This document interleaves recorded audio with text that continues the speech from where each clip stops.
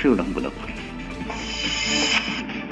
পুরো বিশ্বকে ১৫০ বার উড়িয়ে দেওয়ার মতো পারমাণবিক অস্ত্র আছে যুক্তরাষ্ট্রের ভান্ডারে, হুমকি ট্রাম্পের। ৩ দশক পর পারমাণবিক পরীক্ষা চালানোর পক্ষে মার্কিন প্রেসিডেন্ট। সুদানের সংকট সমাধানে আমিরাতের মধ্যস্থতা মানবে না খার্তুম। আরএসএফকে সন্ত্রাসী সংগঠন ঘোষণায় আন্তর্জাতিক সম্প্রদায়ের প্রতি আহ্বান। শেষ মুহূর্তের প্রচারণা ঘিরে জমজমাট বিহারের বিধানসভা নির্বাচন।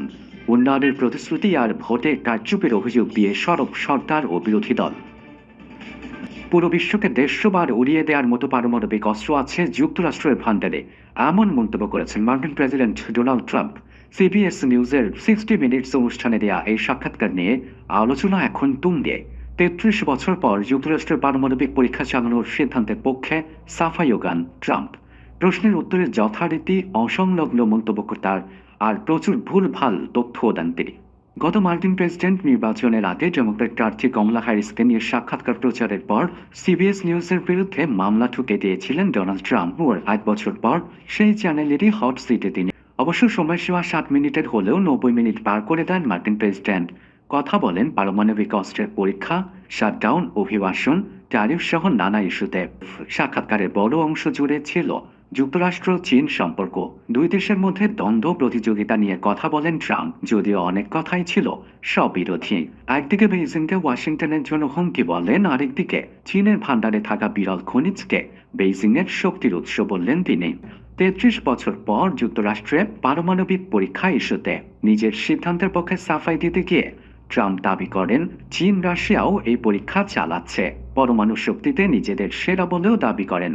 But there was some bad sides because we had again যে কোনো দেশের চেয়ে বেশি পারমাণবিক অস্ত্র আছে আমাদের।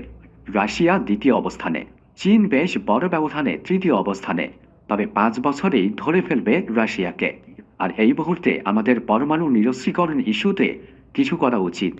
কিন্তু এটি বড় একটি বিষয়। পৃথিবীকে ১৫০ বার উড়িয়ে দেওয়ার মতো পর্যাপ্ত পারমাণবিক অস্ত্র আছে আমাদের। টেলিভিশনে ১/৩ প্রচার করলেও পুরো ৯০ মিনিটের সাক্ষাৎকারটি অনলাইনে প্রকাশ করেছে সিবিএস নিউজ। এরপরই শুরু হয় আলোচনা। অনেকগুলো ক্লিপই ভাইরাল হয় সামাজিক যোগাযোগ মাধ্যমে। সমালোচনাও চলছে বিস্তর। নেটিজেনরা বলছেন ট্রাম্প মিথ্যার পর মিথ্যা বলে গেলেও ঝামেলা এড়াতে তা শুধরে দেননি প্রশ্নকর্তা। তাইওয়ানের হস্তক্ষেপের পরিণতি হবে ভয়াবহ, তাই এই ইস্যুতে কোনো পদক্ষেপ নেবে না চীন, এমন মন্তব্য করেছেন মার্কিন প্রেসিডেন্ট ডোনাল্ড ট্রাম্প। এক টেলিভিশন সাক্ষাৎকারে মার্কিন প্রেসিডেন্ট জানান তিনি ক্ষমতায় থাকাকালে তাইওয়ান ইস্যুতে কোনো পদক্ষেপ নেবে না বেইজিং, কারণ তেমনটি হলে আর ফলাফল কি হতে পারে এ বিষয়ে অবগত আছে জিনপিং প্রশাসন। সম্প্রতি দক্ষিণ কোরিয়ায় বৈঠকে বসেন চীনের প্রেসিডেন্ট শি জিনপিং এবং মার্কিন প্রেসিডেন্ট ডোনাল্ড ট্রাম্প। সেখানে বিবাদমান নানা ইস্যুতে আলোচনা হয় দুই নেতার মধ্যে। এর মধ্যে অন্যতম ছিল তাইওয়ান ইস্যু। দীর্ঘদিন ধরেই অঞ্চলটি নিয়ে উত্তেজনা চলছে। তাইওয়ানকে নিজেদের ভূখণ্ড বলে দাবি করে বেইজিং। সুদানে চলমান সংকট সমাধানে মধ্যস্থতাকারী হিসেবে আরব আমিরাতকে মেনে নেবে না খার্তুম স্পষ্ট জানিয়ে দিয়েছেন দেশটির শীর্ষ কূটনীতিক ইমাদুদ্দিন মুস্তাফা আদওয়ারি। আরএসএফকে সন্ত্রাসী সংগঠন হিসেবে ঘোষণার জন্য আন্তর্জাতিক সম্প্রদায়ের প্রতি আহ্বান জানান তিনি। আধা সামরিক বাহিনীটির সাথে খার্তুম প্রশাসন কোনো ধরনের আলোচনায় বসবে না বলেও সাফ জানিয়ে দেন আদাউই।